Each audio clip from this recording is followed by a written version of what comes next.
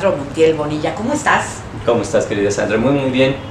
Pues ahora para analizar qué está sucediendo en Chile. Tú sabes, este país sudamericano que era pues la principal estrella de los grandes organismos mundiales, llámese FMI, llámese OCDE, es decir, era el mejor alumno de las reformas económicas que se implementaron a partir de los años, sobre todo 80 y 90. Se veía muy bien de lejos.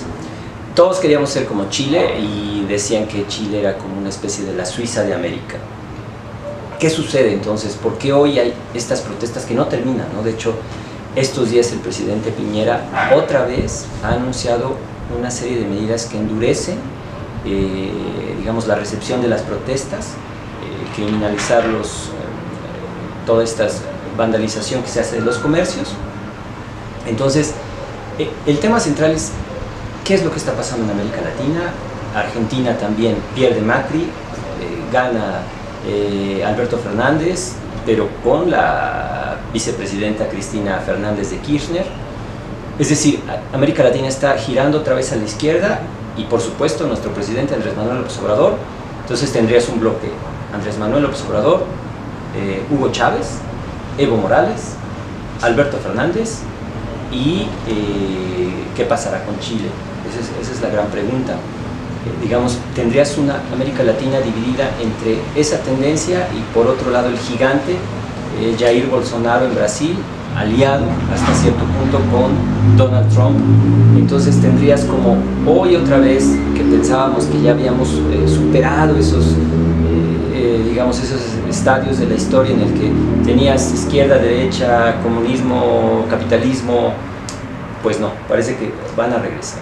El tema central es cuál es la vía para Chile ahora, si se profundizan, digamos, esta ruptura con el sistema económico que viene básicamente desde Pinochet, desde el derrocamiento de Allende, de Salvador Allende en el 73, se instala una serie de reformas que llevan a un sistema económico ultra neoliberal, impulsado mucho por los Chicago Boys, que son el mismo grupo que pertenece a Salinas de Gortari, y hoy tendríamos los herederos en Videgaray, en MIR, y precisamente esa escuela es la que trata de separarse Andrés Manuel López Obrador. Entonces, aquí el punto es, ¿cuál es el mejor sistema? Ya se vio que, eso sí es seguro, y yo creo que sí podemos coincidir, que cuando tú dejas a las empresas transnacionales hacer lo que sea, es decir, tener unas reformas muy violentas cuando se privatiza, inclusive en Chile hay un grado de privatización alto del agua, es un desastre, la población sufre mucho. Es decir, no podemos dejar a las grandes multinacionales que hagan todo, pero a su vez sistemáticamente tienes un Estado que es cada vez más débil.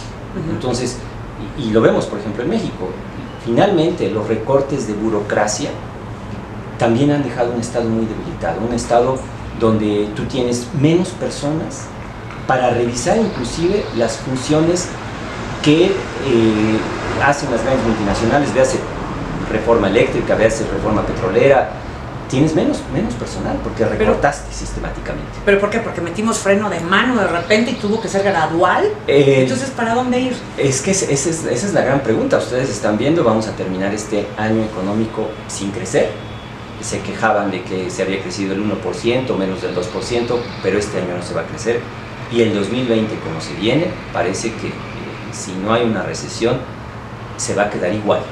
Entonces, ¿qué veremos en el 2020? Pues quizá más cierre de empresas, aunque a mucha gente le moleste, pero eso es una realidad. No se ve, por lo menos en el 2020, una salida muy clara. Y hablando de los sistemas, es evidente, lo repito, que el neoliberalismo así no crea justicia en la gente, no crea bienestar automático en la gente, sino lo que hace es concentrar y concentrar y concentrar y concentrar riqueza. Para unos nada más. Para unos cuantos, ¿no? Pero el punto es hacia dónde vamos como América Latina, hacia dónde va Chile. Eso será algo que tenemos que observar, pero sí es importante que estemos muy pendientes cuál es el camino de los chilenos, porque hoy por hoy tampoco hay una oposición que realmente diga: este no es el sistema, nosotros somos el sistema, nosotros somos el camino.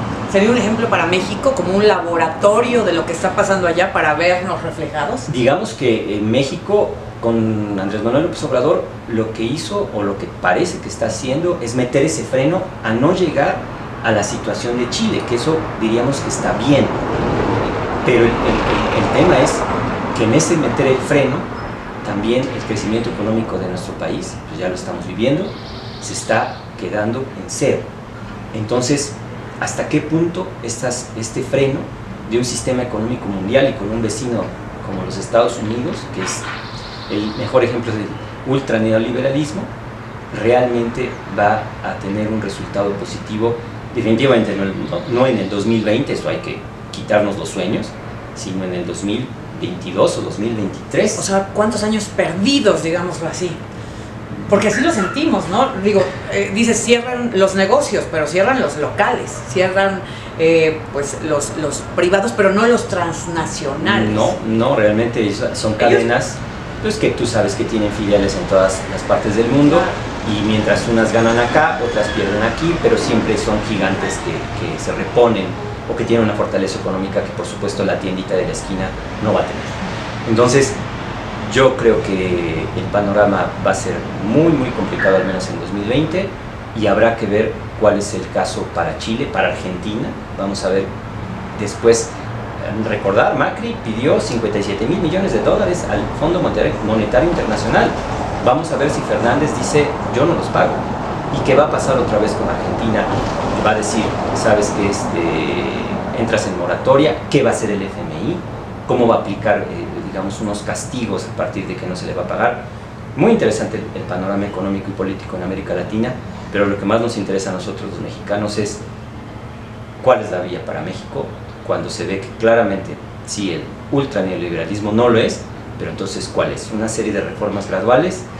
Esperemos que el gobierno de López Obrador nos lleve a buen puerto y que pues, los mexicanos no suframos, por supuesto no los chilenos, pero que también la clase media no se acabe y no solamente termine este país convertido en ultra ricos y una masa empobrecida inmensa. No, eso sería terrible. Y que le vaya bien, ¿no? Porque si al presidente le va bien, quiere decir que a todos nos va a ir bien. Que nos vaya bien a todos, pero sobre todo al gobierno que tome sus decisiones económicas con mucha cautela, con mucha información y esperemos que salgamos a buen puerto en este sexenio. Si hay un consejo, no sé si quepa en este comentario, pero es ver precisamente lo que está pasando en el mundo y no encerrarnos en México para vernos reflejados en algún momento, ¿no? Así es. Hay un cuestionamiento de todo, hay un cuestionamiento de indicadores, hay un cuestionamiento es decir, de lo que se veía bien, dicen, ¿sabes qué? Creo que no es ahí. ¿Por qué? Porque tienes el caso de Chile. Perfecto. Pues nos vemos el próximo lunes. Si usted quiere comentar, le dejo las redes sociales de Alejandro Montiel y también pues en este video para que nosotros sepamos cuál es su opinión. Gracias. Gracias, como siempre.